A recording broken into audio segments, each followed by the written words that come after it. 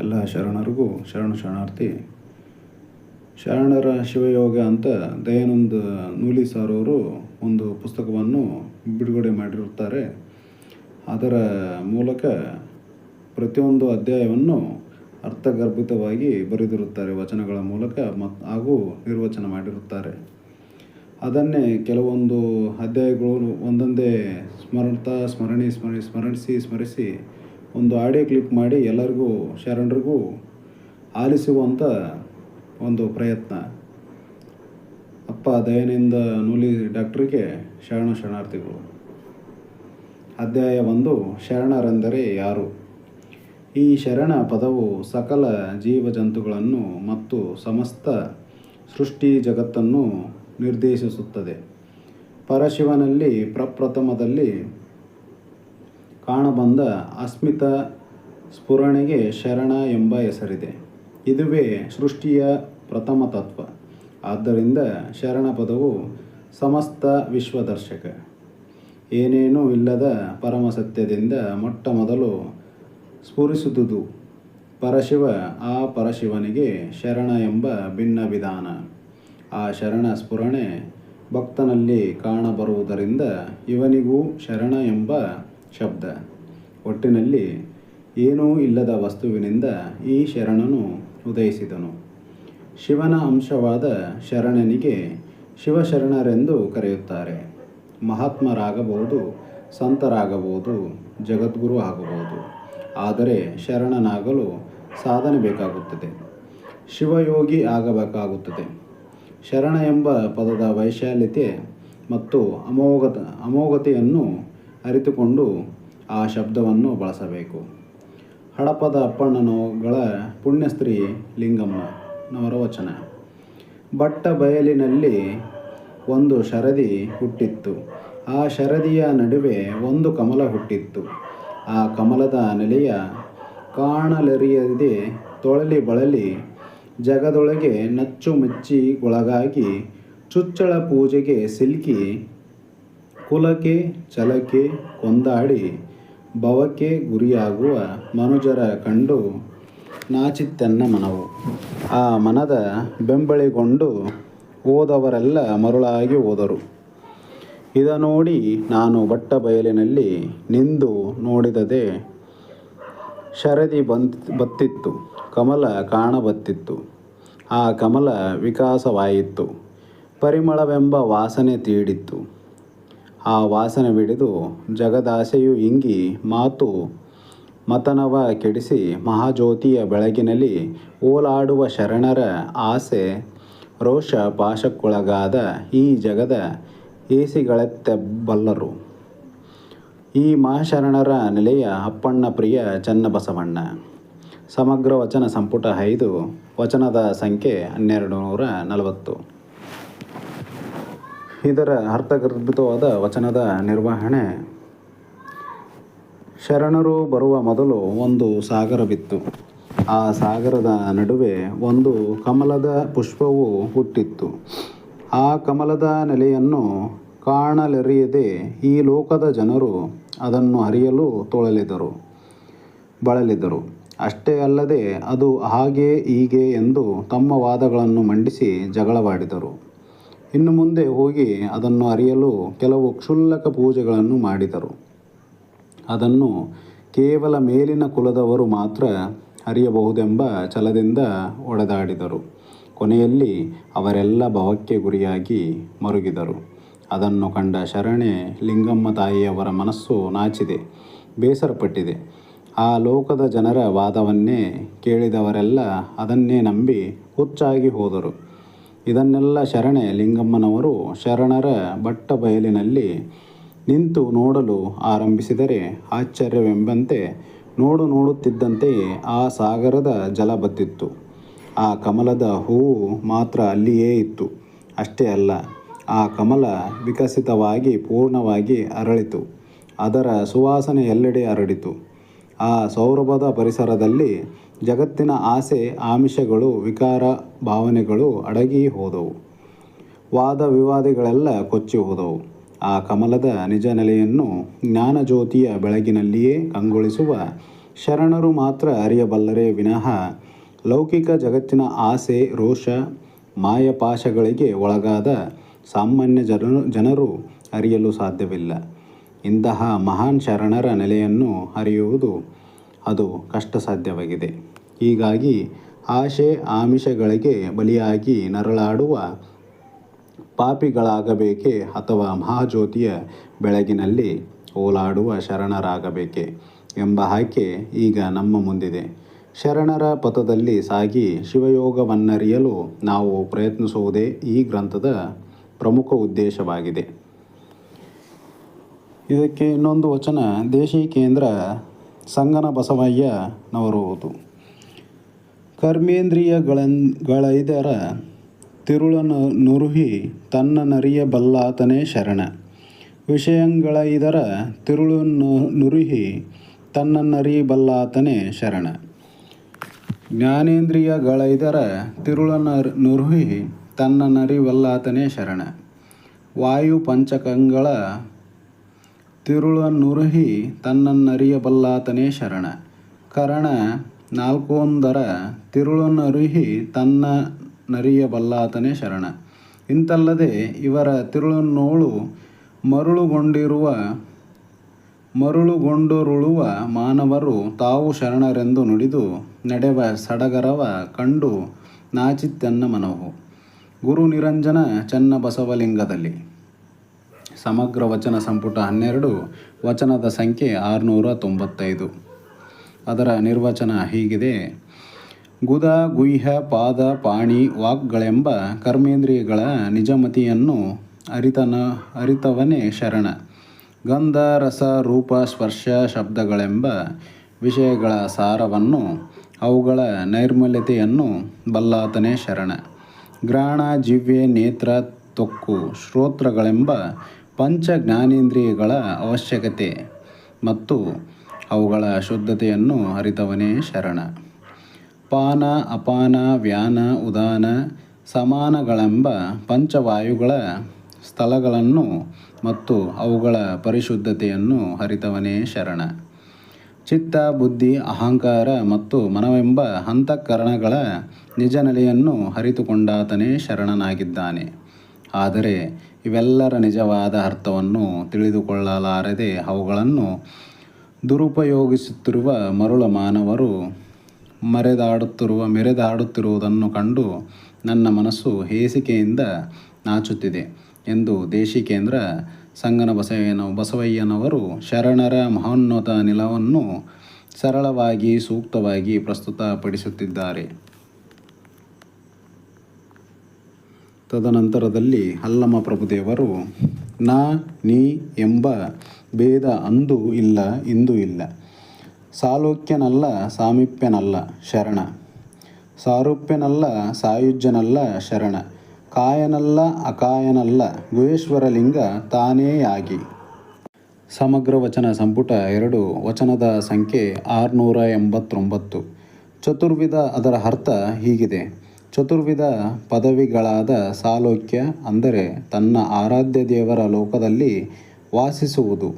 ಸಾಮೀಪ್ಯವೆಂದರೆ ತನ್ನ ಆರಾಧ್ಯ ದೇವರ ಸನಿಹ ಅಥವಾ ಸಾನ್ನಿಧ್ಯದಲ್ಲಿ ವಾಸಿಸುವುದು.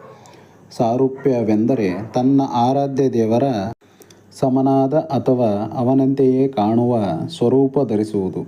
ಸಾಯುಜ್ಯವೆಂದರೆ ತನ್ನ ಆರಾಧ್ಯ ದೇವರ ಅಂತರಂಗದಲ್ಲಿ ನೆಲೆಸುವುದು. ಈ ಯಾವ ಪದವಿಗಳನ್ನು ನಮ್ಮ ಶರಣರು ಬಯಸುವುದಿಲ್ಲ, ಇಚ್ಛಿಸುವುದಿಲ್ಲ. ಅವರಲ್ಲಿ ನಾನು ನೀನು ಎಂಬ ಯಾವ ಭೇದದ ಅಹಂಭಾವವೂ ಇರುವುದಿಲ್ಲ. ನಮ್ಮ ಶರಣರು ದೇಹಂಭಾವವನ್ನು ಅಳಿದು ಅಕಾಯರಾಗಿ ನಿಂತ ಅಮೃತ ಚೇತನರಾಗಿದ್ದಾರೆ. ಹೀಗಾಗಿ ಶರಣರೆಂಬುವರು ಯಾವ ಕಾಲಘಟ್ಟದಲ್ಲಿಯೇ ಇರಲಿ ತಮ್ಮ ನಿಜ ಶಿವಸ್ವರೂಪದಲ್ಲಿಯೇ ನೆಲೆಸಿರುತ್ತಾರೆ. ಶರಣರು ಅನಾದಿ ಜಂಗಮನ ಸ್ವರೂಪಿಯಾಗಿದ್ದು ಶಿವನ ಅಂಶವೇ ಆಗಿದ್ದಾರೆ. ಇದಕ್ಕೆ ಇನ್ನೊಬ್ಬರು ಆದಯ್ಯ ಶರಣರು ವಚನ. ಮುತ್ತು ನೀರೊಳಗೆ ಹುಟ್ಟಿ ಮರಳಿ ನೀರಾಗದಂತೆ, ತಿಳಿಯ ಕಾಸಿದ ತುಪ್ಪ ಕ್ಷೀರವಾಗದಂತೆ, ತೊಟ್ಟು ಬಿಟ್ಟ ಹಣ್ಣು ಹೂಮಿಡಿಯಾಗದಂತೆ ಸಂಸಾರದಲ್ಲಿ ಹುಟ್ಟಿ ಆದ ಹೋದದ್ದೇ ಸ್ವಯಂ ಪ್ರಕಾಶ. ಲಿಂಗದ ಬೆಳಗಿನಲ್ಲಿ ಬೆಳೆದು ತಲ್ಲೀಯವಾಗಿರ್ದರಯ್ಯ ಸೌರಾಷ್ಟ್ರ ಸೋಮೇಶ್ವರ ನಿಮ್ಮ ಶರಣರು. ಸಮಗ್ರ ವಚನ ಸಂಪುಟ 6 ವಚನದ ಸಂಖ್ಯೆ 1071. ಅದರ ನಿರ್ವಚನ ಹೀಗಿದೆ. ನಮ್ಮ ಶರಣರ ನಿಜ ಸ್ವರೂಪವನ್ನು ಅತ್ಯಂತ ಸೊಗಸಾಗಿ ಆದಯ್ಯ ಶರಣರು ನಿರೂಪಿಸುತ್ತಾರೆ. ಈ ಸಂಸಾರದಲ್ಲಿಯೇ ಹುಟ್ಟಿ ಬಂದರೂ ಸಂಸಾರದ ಭಾವದಲ್ಲಿಯೇ ಇದ್ದರೂ ತಮ್ಮ ಸ್ವಯಂ ಪ್ರಕಾಶಭರಿತ ಲಿಂಗದ ಬೆಳಗಿನಲ್ಲಿ ಬೆಳೆದು ಅವರು ಅದರಲ್ಲಿಯೇ ತಲ್ಲೀನರಾಗಿರುತ್ತಾರೆ. ಆ ಮುತ್ತು ನೀರಿನಿಂದ ಹುಟ್ಟಿದರೂ ಮತ್ತೆ ನೀರಾಗದಂತೆ, ತುಪ್ಪ ಹಾಲಿನಿಂದ ಉತ್ಪನ್ನವಾದರೂ ಮರಳಿ ಹಾಲಾಗದಂತೆ ಬಾರದಂತೆ, ಹಣ್ಣು ಹೂವಿನಿಂದ ಮೂಡಿ ಬಂದರೂ ಮತ್ತೆ ಅದೇ ಹೂವಾಗದಂತೆ ನಮ್ಮ ಶರಣರು ಈ ಸಂಸಾರದಿಂದಲೇ ಬಂದರೂ ಪದ್ಮಪತ್ರದ ಮೇಲಿರುವ ಜಲಬಿಂದುವಿನಂತೆ ಅದಕ್ಕೆ ಅಂಟಿಕೊಳ್ಳದೆ ತಮ್ಮ ಶಿವಯೋಗದ ಸ್ವಯಂ ಪ್ರಕಾಶದಲ್ಲಿ ಸದಾ ಮಿಂದಿರುತ್ತಾರೆ ಎನ್ನುವಲ್ಲಿ ಶರಣರ ಮಹೋನ್ನತ ನಿಲುವಿನ ದರ್ಶನ ನಮಗಾಗುತ್ತದೆ. ಬಸವ ತತ್ವದ ದರ್ಶನ, ಸ್ವಸ್ವರೂಪ ದರ್ಶನ, ಆತ್ಮಾವಲೋಕನ ಅಥವಾ ದರ್ಶನ. ಲಕ್ಷದ ಮೇಲೆ 96 ಶರಣರು, 770 ಅಮರಗಣಗಳು 12ನೆಯ ಶತಮಾನದಲ್ಲಿ ಕಲ್ಯಾಣಕ್ಕೆ ಆಗಮಿಸಿ ತಮ್ಮ ಜೀವನಾದ್ಯಂತ ವಚನ ರಚನೆ, ಚಿಂತನೆ ಮತ್ತು ಅಧ್ಯಯನದಲ್ಲಿ ತೊಡಗಿ ಶಿವಯೋಗದ ಉತ್ತುಂಗ ಸ್ಥಿತಿಯನ್ನು ಕರಹಸ್ತದಲ್ಲಿರುವ ಇಷ್ಟಲಿಂಗದ ಮೂಲಕ ಹೇಗೆ ಕಂಡುಕೊಂಡಿರಬಹುದು ಎಂಬ ಸತ್ಯ ದರ್ಶನದ ಸಂಶೋಧನೆಯೇ ಈ ಗ್ರಂಥದ ಮೂಲ ಸದಾಶಯವಾಗಿದೆ. ತನ್ಮೂಲಕ ಗುರುದೇವರಾದ ಜಗಜ್ಯೋತಿ ಬಸವಣ್ಣನವರ ಮತ್ತು ಎಲ್ಲ ಶರಣ ಸಂಕುಲದ ತತ್ವ ದರ್ಶನ ಮಾಡಿಕೊಳ್ಳುವ ಪ್ರಯತ್ನಕ್ಕೆ ಇಲ್ಲಿ ಕೈ ಹಾಕಲಾಗಿದೆ. ಆ ಕರಹಸ್ತದಲ್ಲಿರುವ ಇಷ್ಟಲಿಂಗದ ಪೂಜೆಯಿಂದ ಶಿವಯೋಗದ ಪ್ರಯೋಗವನ್ನು ಶರಣರ ವಚನಗಳ ಮೂಲಕ ಅಧ್ಯಯನ ಮಾಡಿ ನಾವು ಜನಸಾಮಾನ್ಯರೂ ಸಹ ಆ ಶಿವ ಸಾಕ್ಷಾತ್ಕಾರದೊಂದಿಗೆ ಜೀವನವನ್ನು ಪಾವನ ಮಾಡಿಕೊಳ್ಳುವ ಒಂದು ಸದುದ್ದೇಶ. ಈ ಕೃತಿಯ ನಿರ್ಮಾಣದ ಹಿಂದಿದೆ. ಶರಣರು ಸಾಧಿಸಿದ ಮೇರು ಸ್ಥಳಕ್ಕೆ ನಾವು ತಲುಪದೇ ಇರಬಹುದು, ಆದರೆ ಆ ಕುರಿತು ಒಂದು ಪ್ರಯತ್ನವಾದರೂ ನಾವು ಮಾಡಬಹುದು ಎಂಬ ಆಶಯ ಇಲ್ಲಿದೆ. ಶರಣರ ಶಿವಯೋಗಕ್ಕೆ ಒಂದು ನಿರ್ದಿಷ್ಟ ವಾಕ್ಯ ಇಲ್ಲ, ಆದರೆ ಅದಕ್ಕೆ ಸಮೀಪವಾಗಿ ಅದೊಂದು ತನ್ನನ್ನೇ ತಾನು ಅರಿಯುವ ಒಂದು ಪ್ರಕ್ರಿಯೆ ಆಗಿದೆ ಅಂತ ಅನ್ನಬಹುದು. ತನ್ನ ನಿರಾಕಾರ ಅಂತರಂಗ ಸಾಕಾರದ ಬಹಿರಂಗದೊಂದಿಗೆ ಆತ್ಮಾವಲೋಕನ ಅಥವಾ ದರ್ಶನದ ಪಯಣ ಶಿವಯೋಗದಲ್ಲಿ ನಡೆಯುತ್ತದೆ. ಅದೊಂದು ಅಧ್ಯಯನ, ಅನುಭವ ಮತ್ತು ಅರ್ಚನೆ, ಸಮರ್ಪಣೆಯ ಸಮ್ಮಿಳನವಾಗಿದೆ. ಹಂತ ಹಂತವಾಗಿ ಸಾಧನೆಯ ಮಜಲುಗಳಾದ ಷಟಸ್ಥಲಗಳ ಪೂರ್ಣಾಭ್ಯಾಸ, ಅರಿವು ಮತ್ತು ಆಚಾರಗಳೊಂದಿಗೆ ಶಿವಯೋಗ ಪಥದಲ್ಲಿ ಸಾಗುವ ದೀರ್ಘಾವಧಿಯ ಜೀವನ ಪ್ರಯಾಣವಾಗಿದೆ. ಅಂದಿನ ಅನುಭವ ಮಂಟಪದಲ್ಲಿ ಇದನ್ನು ಸಾಕಾರಿಸಿಕೊಳ್ಳಲು ಯಾವ ವರ್ಣ, ವರ್ಗ, ಸ್ತ್ರೀ, ಪುರುಷ ಎಂಬ ಭೇದ ಭಾವವಿಲ್ಲದೆ ಎಲ್ಲ ರಾಜ್ಯಗಳಿಂದ ದೇಶಗಳಿಂದ ಶರಣ ಶರಣೆಯರು ಆಗಮಿಸಿ ಈ ಶಿವಯೋಗಕ್ಕೆ ಒಂದು ಮೂರ್ತ ಸ್ವರೂಪವನ್ನು ಕೊಟ್ಟು ನಮ್ಮನ್ನು ಉದ್ಧರಿಸಿದ್ದಾರೆ. ಅವರು ಕೊಟ್ಟಂತಹ ವಚನಗಳ ಮೂಲಕ ಆ ಶಿವಯೋಗದ ನಿಜ ಸ್ವರೂಪವನ್ನು ಅರಿಯುವ ಸವಾಲು ಇಂದು ನಮ್ಮ ಮುಂದಿದೆ. ಆ ನಿಟ್ಟಿನಲ್ಲಿ ಬಸವೋತ್ತರ ಯುಗದ ತೋಂಟದ ಸಿದ್ಧಲಿಂಗೇಶ್ವರರು, ಷಣ್ಮುಖ ಶಿವಯೋಗಿಗಳು, ಜಕ್ಕಣ್ಣಯ್ಯನವರಂತಹ ಇತರ ಶರಣರ ವಚನಗಳು ಸಹ ನಮ್ಮನ್ನು ಶಿವಯೋಗದ ಆಚರಣೆಯಲ್ಲಿ ಕೈ ಹಿಡಿದುಕೊಂಡು ಮುಂದೆ ಒಯ್ಯುತ್ತವೆ. ಅಪ್ಪ ಬಸವಣ್ಣವರ ವಚನ. ಏನನಾದಡಿಯೂ ಸಾಧಿಸಬಹುದು, ಮತ್ತೇನನಾದಡಿಯೂ ಸಾಧಿಸಬಹುದಯ್ಯ, ತಾನೇರೆಂಬುದ ಸಾಧಿಸಬಾರದು. ಕೂಡಲ ಸಂಗಮ ದೇವರ ಕರುಣವುಳ್ಳವಂಗಲ್ಲದೆ. ಸಮಗ್ರ ವಚನ ಸಂಪುಟ 1 ವಚನದ ಸಂಖ್ಯೆ 926. ಇದರ ನಿರ್ವಚನ ಹೀಗಿದೆ. ಈ ಲೋಕದಲ್ಲಿ ಪ್ರಯತ್ನಪಟ್ಟರೆ ಏನನ್ನಾದರೂ ಸಾಧಿಸಬಹುದು. ಮಾನವ ಶಕ್ತಿಗೆ ಅಸಾಧ್ಯವಾದುದೇ ಇಲ್ಲ. ಆದರೆ ತಾನಾರು ಎಂಬುದನ್ನು ಮಾತ್ರ ಲೌಕಿಕವಾದ ಈ ಶಕ್ತಿಗಳಿಂದ ಅರಿಯಲು ಸಾಧ್ಯವಿಲ್ಲ. ಕೂಡಲ ಸಂಗನ ಕರುಣೆಯಿಂದ ಕೈಕೊಳ್ಳುವ ಆಂತರಿಕ ಸಾಧನೆಯಿಂದ ಮಾತ್ರ ಇದನ್ನು ಸಾಧಿಸಬಹುದು. ಇದು ಇತರ ಸಾಧನೆಗಳಂತೆ ಬಹಿರಂಗದಲ್ಲಿ ಎದುರಿಟ್ಟು ತೋರಿಸುವಂತಹುದಲ್ಲ. ಇದು ಅರಿತು ಅನುಭವಿಸುವ ಲಿಂಗಾಂಗ ಸಾಮರಸ್ಯದ ಸ್ಥಿತಿಯಾಗಿದೆ. ಆ ಪರ ವಸ್ತುವಿನ ಕಾರುಣ್ಯ ಲಭಿಸಲು ಶಿವಯೋಗವನ್ನು ಬಿಟ್ಟು ಯಾವ ಮಾರ್ಗವೂ ಇಲ್ಲ ಎಂಬುದನ್ನು ನಾವು ಅರಿತುಕೊಳ್ಳಬೇಕು. ಸರ್ವ ಶರಣರು ಶಿವಯೋಗ ಪಥದಲ್ಲಿ ನಡೆದು ಸಾಧನೆ ಮಾಡಿ ಆ ಶಿವದರ್ಶನವನ್ನು ಮಾಡಿಕೊಂಡ ಪುನೀತರಾದರು. ಅವರ ಸಂತತಿಯವರಾದ ನಾವು ಅದನ್ನು ಅರಿತುಕೊಂಡು ಅನುಭವಿಸಿ ಸಾಧನೆಯಲ್ಲಿ ತೊಡಗಿ ಆ ಶಿವಯೋಗ ಮಾರ್ಗದಲ್ಲಿ ನಡೆಯುವ ಒಂದು ಮಹೋನ್ನತ ಚೇತೋಹಾರಿ ಪ್ರಯೋಗವಾಗಿದೆ. ಈ ಶಿವಯೋಗ ಅಂಗವನ್ನು ಲಿಂಗವನ್ನಾಗಿ ಮಾಡಿಕೊಳ್ಳುವ ಜೀವವನ್ನು ಶಿವನನ್ನಾಗಿ ಮಾಡುವ ಪರಿವರ್ತಿಸುವ ಮಹಾಯೋಗವಾಗಿದೆ. ಈ ಶಿವಯೋಗದಲ್ಲಿ ಅಂಗಲಿಂಗಗಳ ನಡುವೆ ಯಾವ ಮಧ್ಯವರ್ತಿ ಇಲ್ಲ. ನಮ್ಮ ಪರವಾಗಿ ಬೇರೆಯವರು ಪೂಜೆ ಮಾಡಿಕೊಳ್ಳುವುದು, ಪ್ರಾರ್ಥಿಸುವುದಕ್ಕೆ ಇಲ್ಲಿ ಅವಕಾಶವಿಲ್ಲ.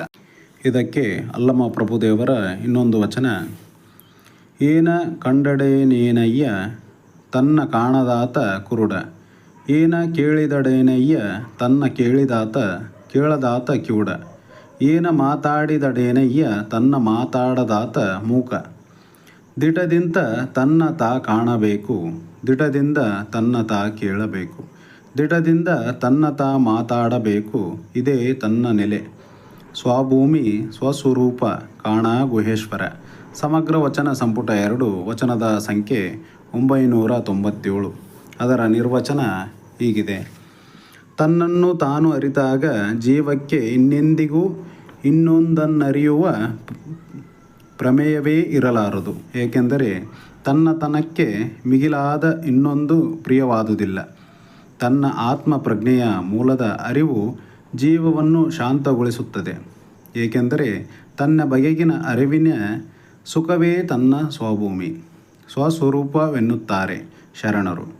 ಸದಾ ತನ್ನ ಸ್ವವಿಮರ್ಶೆಯಲ್ಲಿ ತನ್ನ ಸಾಧನೆಯ ಪ್ರಗತಿ ಪಥದಲ್ಲಿ ಸಾಗಿದ ಪರಿಯ ಅಧ್ಯಯನದಲ್ಲಿ ಶರಣನು ತೊಡಗಿರುತ್ತಾನೆಯೇ ಹೊರತು ಬೇರೆಯವರ ಲೌಕಿಕ ಜಗತ್ತಿನ ಆಗುಹೋಗುಗಳ ಬಗ್ಗೆ ಆತ ಚಿಂತಿತನಾಗಿರುವುದಿಲ್ಲ.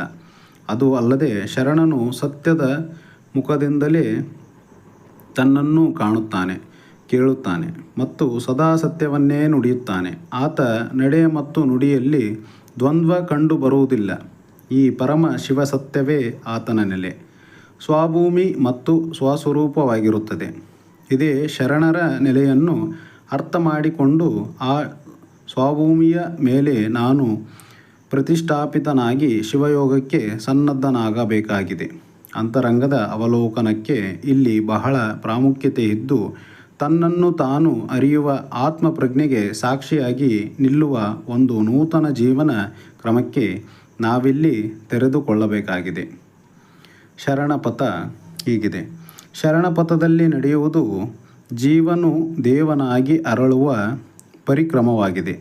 ಇಲ್ಲಿಯೂ ಸಹ ಅರ್ಚನೆ, ಅರ್ಪಣೆ, ಸ್ಮರಣೆ, ಧ್ಯಾನ ಮುಂತಾದ ಪ್ರಕ್ರಿಯೆಗಳಿದ್ದರೂ ಸಹ ತನ್ನನ್ನೇ ತಾನು ಅರ್ಚಿಸುವ, ತನ್ನ ನಿಜವನ್ನೇ ತಾನು ಸ್ಮರಿಸುವ, ತನ್ನನ್ನೇ ತಾನು ಘನಕ್ಕೆ ಅರ್ಪಿಸಿ ತಾನೇ ಆ ಘನವಾಗಿ ನಿಲ್ಲುವ ಮೂಲ ಕಾರಣದಲ್ಲಿ ಅಭಿನ್ನತೆ ಸಾಧಿಸುವ ಒಂದು ಅರ್ಥಗರ್ಭಿತ ಮಹಾಮಾರ್ಗವಾಗಿದೆ. ಆದರೆ ಇದು ಇದರಿಟ್ಟು ಅರಿಸುವ ದ್ವೈತವೂ ಅಲ್ಲ, ತಾನೇ ಬ್ರಹ್ಮನೆಂಬ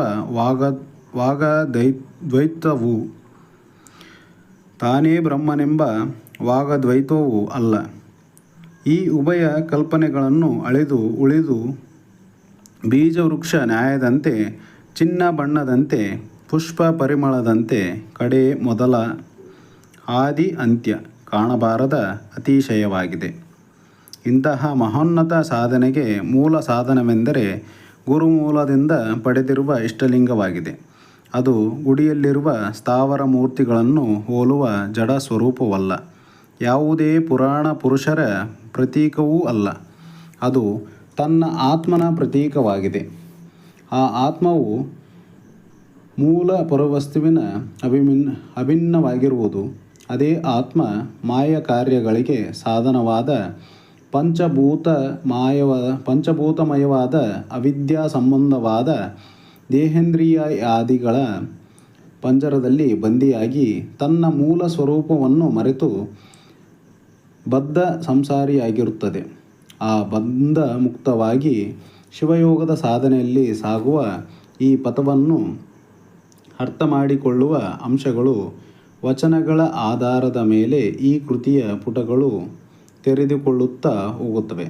ಬನ್ನಿ ನಿಧಾನವಾಗಿ ದಿನನಿತ್ಯ ಈ ಅಧ್ಯಯನ ಸಾಗಲಿ.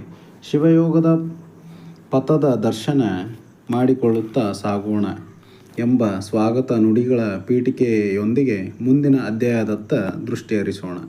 ಶರಣು ಶರಣಾರ್ಥಿಗಳು. ಅಪ್ಪ ದಯಾನಂದ ನೂಲಿಯವರು ಶರಣರ ಶಿವಯೋಗ ಅದು ಒಂದು ಅಧ್ಯಾಯ 1 ಮುಕ್ತಾಯವಾಗಿದೆ. ಇದನ್ನು ಆಡಿಯೋ ಕ್ಲಿಪ್ ಮುಖಾಂತರ ಎಲ್ಲ ಶರಣರಿಗೆ ತಲುಪಲು ಒಂದು ಸಣ್ಣ ಪ್ರಯತ್ನ. ಎಲ್ಲ ಶಿವಶರಣರಿಗೆ ಅರ್ಥಗರ್ಭಿತವಾಗಿ ಒಂದು ಶರಣರ ಶಿವಯೋಗದ ಒಂದು ಸಣ್ಣದ ಅಳಿಲು ಸೇವೆ ನನ್ನ ಕಡೆಯಿಂದ. ಶರಣ ನಾಗರಾಜ, ಹೊಸಪೇಟೆ.